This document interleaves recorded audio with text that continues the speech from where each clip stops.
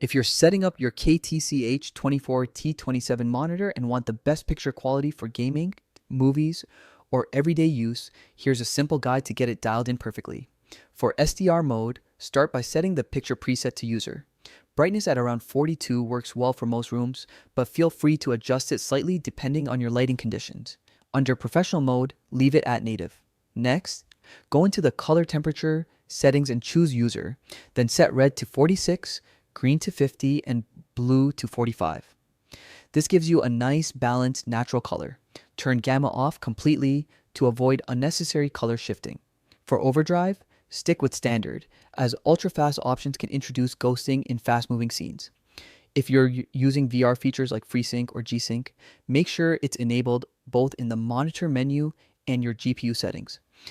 If your monitor is connected via HDMI, ensure the HDMI color range is set to full, 0 to 255, for accurate color depth.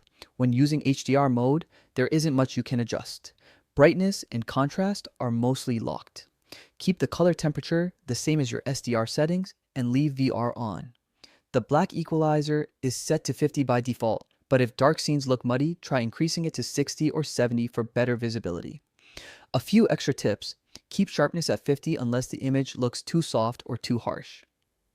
To reduce eye strain during long sessions, turn on low blue light mode and set it between 20 and 30. Just remember, this may slightly affect color accuracy. In the game assist features, you can only activate one option at a time, like a crosshair or an FPS counter.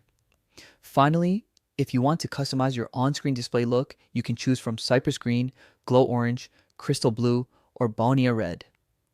With these settings, your KTC H24T27 will deliver sharp, accurate colors, smooth motion, and a comfortable viewing experience for both work and play.